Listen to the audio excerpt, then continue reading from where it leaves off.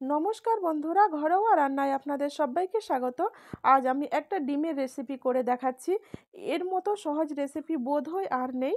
খুবই সহজ, সিম্পল। কোনোদিন যদি কাজের তাড়া থাকে বা একটু অলস ভাব লাগে তাহলে এই রেসিপিটা বানিয়ে নিতে পারেন। খেতেও সুন্দর আর খুব তাড়াতাড়ি হয়ে যায়। কড়াইয়ে তেল গরম হয়ে গেছে, আমি দিলাম কুচনো পেঁয়াজ। এখানে পেঁয়াজ বেটে বা গ্রেট করেও দিতে পারেন। কুচনো পেঁয়াজগুলো বাদামি রং হওয়া পর্যন্ত আমি নেড়ে নেব। অনবরত না নাড়লেও হবে, একটু থেমে থেমে নেড়ে নিতে হবে। দেখুন বন্ধুরা, পেঁয়াজের রংটা বদলে গেছে, ব্রাউন কালার হয়ে এসছে। এখন আমি দিয়ে দেব আদা বাটা আর রসুন বাটা। আপনারা আলাদা আলাদাভাবেও বেটে দিতে পারেন, আমি একসাথে বেটেই দিয়েছি। আবারও আমি 20 থেকে 30 সেকেন্ড পর্যন্ত নেড়ে নেব, যাতে করে আদা রসুনের কাঁচা গন্ধটা চলে যায়। এবার আমি কিছুগুলো মশলা নিয়েছি, সেগুলো সবার বাড়িতেই থাকে। দেখুন, হলুদ, জিরে, ধনে, লঙ্কার গুঁড়ো, একটু কাশ্মীরি লঙ্কার গুঁড়ো নিয়েছি, একটু গরম মশলার পাউডার। এগুলোকে আমি জলে গুলে নেব। মশলাগুলোকে আমি জলে গুলে নিয়ে কড়াইয়ে দিয়ে দিলাম। প্লেট ধোয়া জলটাও আমি দিয়ে দিচ্ছি। এবার আমি একটুখানি নেড়ে নিচ্ছি। দিয়ে দিচ্ছি গ্রেট করে রাখা টমেটো। মিক্সিতে পিষেও টমেটোটা দিতে পারেন।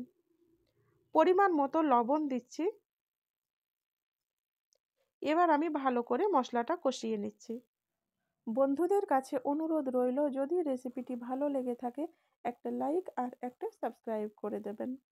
দেখুন বন্ধুরা, তেল আর মশলা আলাদা হতে শুরু করেছে। এখন আমি দিয়ে দিচ্ছি জল।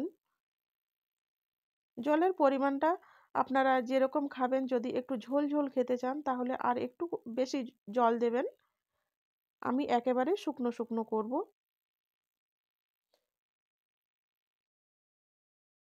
ঝোলটা ফুটে উঠেছে, এবার আমি গ্যাস ওভেন বন্ধ করে দিয়েছি, বা একেবারে লোতে রাখতে হবে।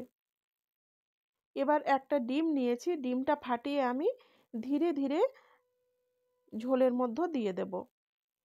ওপর থেকে দিলে হবে না, একটু কড়াইয়ের কাছে নিয়ে গিয়েই দিতে হবে। যদি ওপর থেকে দেন তাহলে ডিমের যে সাদা অংশটা থাকে সেটা চারদিকে ছড়িয়ে যাবে, জমা হয়ে থাকবে না।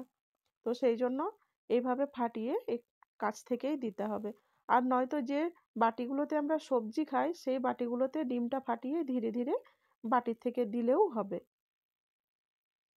গ্যাস ওভেন অন করে একেবারে লোতে রেখে দিয়েছি। হাইতে রাখলে একেবারে চারদিকে ছড়িয়ে যাবে। দিয়ে দিচ্ছি ধনেপাতা কুচোনো। এবার আমি একবার করে ডিমগুলোকে পাল্টে দেব। যদি না পাল্টে দেন তাহলেও ডিমটা ভালোভাবেই সেদ্ধ হয়ে যাবে। ওপরে যে ধনেপাতাগুলো দিলাম, পাল্টে দিলে পরে ধনেপাতাগুলো ভালোভাবে সেদ্ধ হয়ে যাবে। কিছুক্ষণ পর দেখুন, আপনারা দেখতেই পাচ্ছেন খুব ভালোভাবে রান্নাটা রেডি হয়ে গেছে। আমি সার্ভ করে নিয়েছি, দেখুন কতটা সুন্দর হয়েছে।